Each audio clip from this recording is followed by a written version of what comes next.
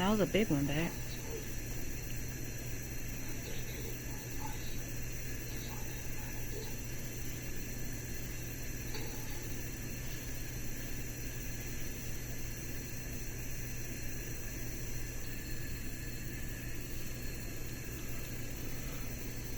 One more. There you go. Ugh. Gross.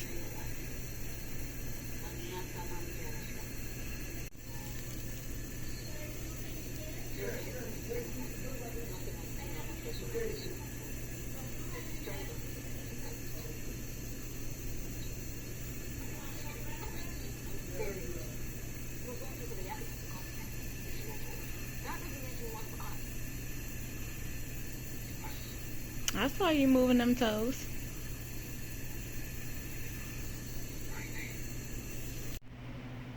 Lord Jesus, when I say that this shit has been nerve wrecking, so for whatever reason, my phone is not ringing when a call comes in on my Google Voice.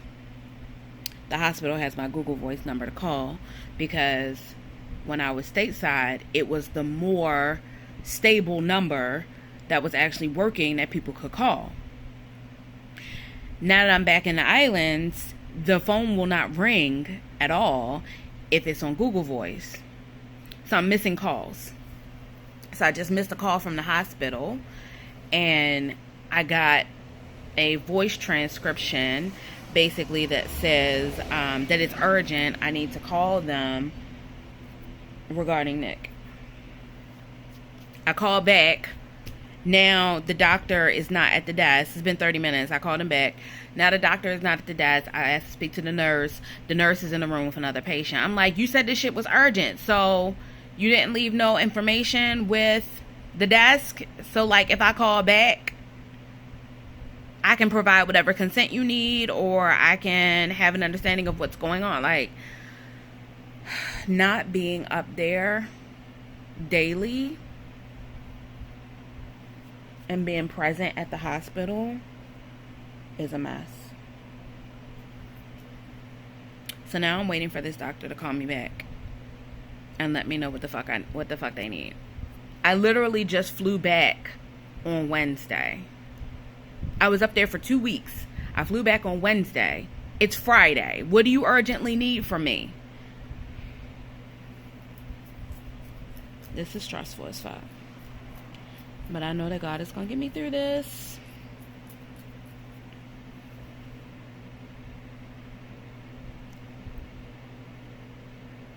But what the fuck? What's going on, babe? It's Friday, December the 15th. I haven't done one of these in a couple of days because I was with you all day, every day, and things were going really, really good. Really good. I had been working with you on your arm strength, working with you on your leg strength, doing your little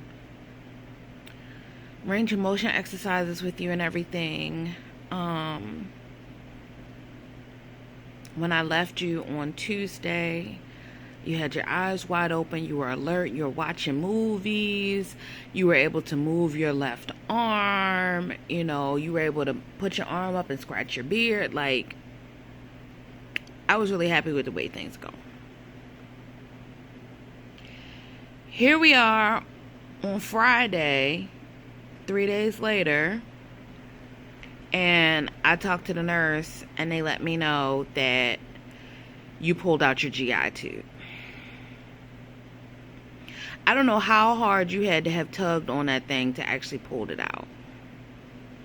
But whatever actually happened, they moved you from the GI tube back to the nasal tube. So now you have a tube back down your throat again.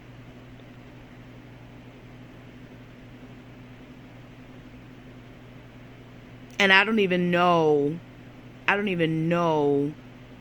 the situation with your actual belly tube. Like, the fact that I'm not there and I can't see and I don't know how they're cleaning it or taking care of it, and I know that they don't be doing that stuff efficiently or to my liking, like, it's scary to me.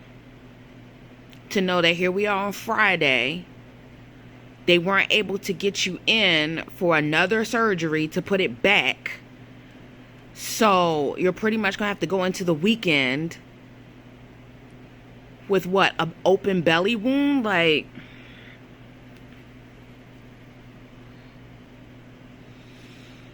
I just need to get you the fuck out of the hospital, because this is getting to be too stressful.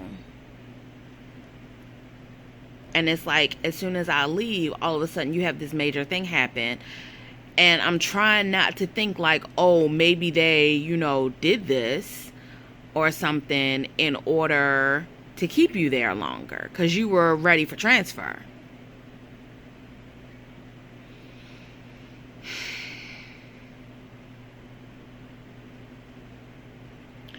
So that's that. I am pissed off.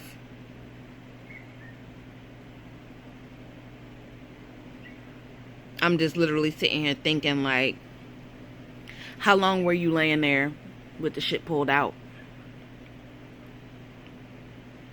There's nothing attached to it that would make any beeping sounds or anything. So how long was it out before they fucking even noticed? Because they don't be noticing things. And I pray to God that this doesn't cause any type of setback for you. I think I'm going to ask if you can start moving towards mouth feeding. And get these tubes removed anyway. You have a strong cough, you have a pretty decent swallow, and I think they need to move you towards mouth feeding. So that'll be the next thing that I advocate for you. But even with that, I don't know that I can have that conversation with anyone competent until Monday. And that frustrates the fuck out of me.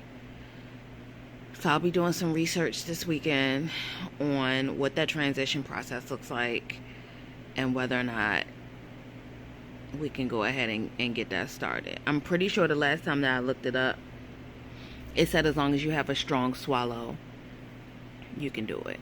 Even if you still have the trach, you can begin mouth feeding. So that's what I'm going to be advocating for. Because this is fucking ridiculous. I'm so fucking annoyed.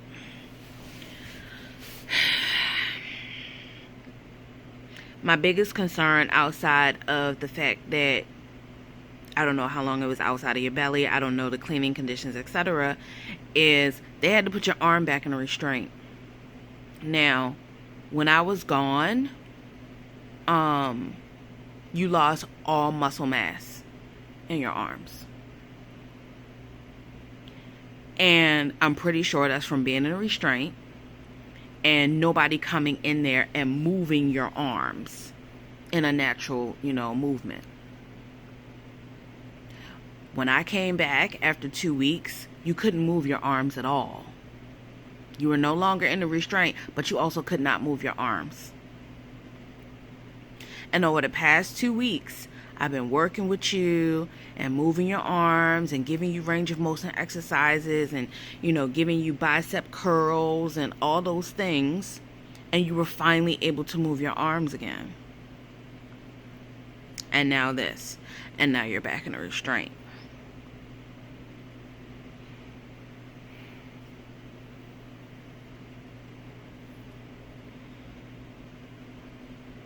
So I'm going to have to talk to them about,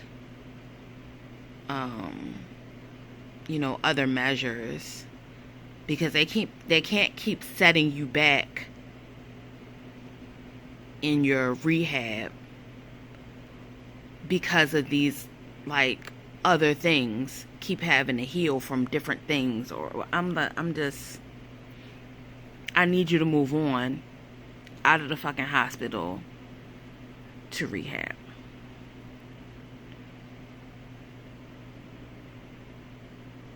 And it's like, I just came back, so I can't come back up there right now and advocate for you.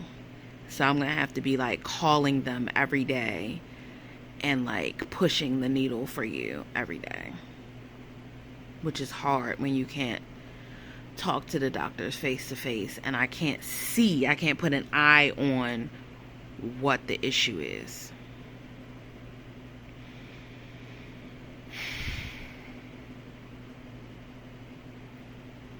So I'm just going to pray on it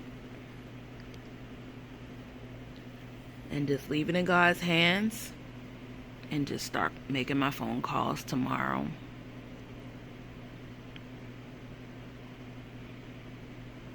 So that's that. I just wanted to share that, babe. I love you. Talk to you tomorrow. Y'all, this Sinai Hospital saga is wrapping up because I've had just about enough. Join me for part 9.